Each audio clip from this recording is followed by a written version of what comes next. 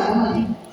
ఎందుకని ఫిలిప్పు నతనయేలుకి యేసు ప్రభువుని పరిచయం చేసినప్పుడు నతనయేలు అంటాడు, నజరేతు నుండి మంచిది ఏదైనా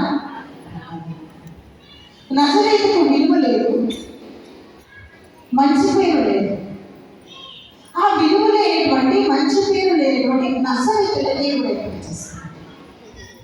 ఆ నజరేతులో ఉన్నటువంటి పేదలైనటువంటి దీనులైనటువంటి కన్యకను దేవుడు ఎంపిక చేస్తున్నాడు. ఎందుకు ఆమె దేవుని యొక్క కృప పొందుతుంది? ఎన్నికలేని మరియ, ఎన్నికలేనటువంటి ఆ నజరేతులో ఉన్నటువంటి మరియ ఎందుకు దేవుని యొక్క కృపను పొందుతుంది అని మనము ఆలోచన చేసినట్లయితే మరియలో ఉన్నటువంటి మంచి సుగుణాన్ని మనము చూడగలం. మొట్టమొదటిగా మరియ ప్రార్థనా జీవితం కలిగినటువంటి ప్రార్థన పద్ధతి. అనేక మంది ప్రార్థన చేశారు, కానీ మరి యొక్క ప్రార్థన దేవునికి ఎక్కువగా. ప్రియమైన దేవుని బిడ్డలారా, ఈ దినాన శ్రీ క్రిస్మస్ జరిపించుకుంటున్నటువంటి నీవు నేను కూడా ఇలాంటి మంచి సుగుణాలు కలిగి ఉన్నారు. మరి అలాంటి ప్రార్థనా జీవితం మనందరికీ కూడా అవసరమైంది. ఎందుకంటే ఇర్మియా ప్రవక్త అంటాడు, రేయి మొదటి జామున లేచి నీ పసిపిల్లల ప్రాణం కొరకు నువ్వు.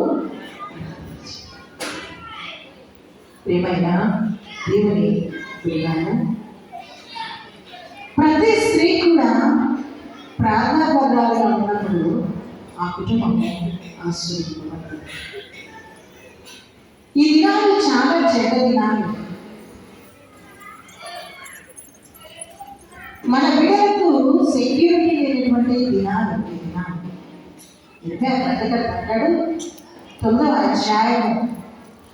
అధ్యాయంలో 17-20 వచనాల్లో మనం చూసినప్పుడు అంటాడు, ఇంటికి వెళ్ళిన తర్వాత మీరు చదువుకోండి. రోదన చేసే స్త్రీలను కనుగొనమంటాడు. మీ బిడ్డలకు రోదన విద్య నేర్పించిన ఒకరికొకరు అక్కలాడుతూ. ఎందుకు అంటే అక్కడ చెబుతాడు, వీధుల్లో పసిపిల్లలు లేకుండాను, యవన బిడ్డలు లేకుండాను మరణము ఏం చేస్తుందంట? మన కిటికీలకి మరణం అనగా సంతానం. ప్రియమైన దేవుడు ఈనాడు పసిపిల్లలకి సైతము సెక్యూరిటీ లేదు. మనం చూస్తూ ఉన్నాం చాలా చోట్ల పసిపిల్లలను పాడు చేస్తున్నాం. కాబట్టి ప్రతి తల్లి కూడా ఒక ప్రార్థనా పరురాలుగా ఉండాలి. మన కుటుంబాల వరకు, మన సంఘాల వరకు, మన యవ్వన బిడ్డల కొరకు, మన చిన్న బిడ్డల కొరకు ప్రార్థించే తల్లులుగా మనం ఉన్నప్పుడు మన కుటుంబాలు, మన సంఘం ఆశీర్వదించబడుతుంది. ఈ మరియని ఎందుకు ఎప్పుడు చేసుకున్నాను దేవుడు అంటే మరియలో ఉన్న మంచి సుగుణము ప్రార్థన పరురాలు. ప్రియ దేవుడు, ఈ స్త్రీ క్రిస్మస్ జరిపించుకుంటున్నట్టు నీవు నేను కూడా ఈ మంచి సుగుణం కలిగి శ్రీ క్రిస్మస్ మనము ఆచరించాలి.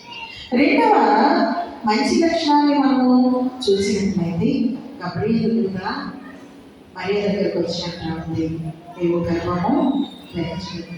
ఈ మాట నేను పురుషులు ఎదుగుదాన్ని ఇది నాకు సాధ్యమైతే ఆమె చెప్తాను, పరిశుద్ధాత్మ నీ మీదకి వచ్చును, పరిశుద్ధాత్మ నీవు గర్వం ధరిస్తానని చెప్తాను.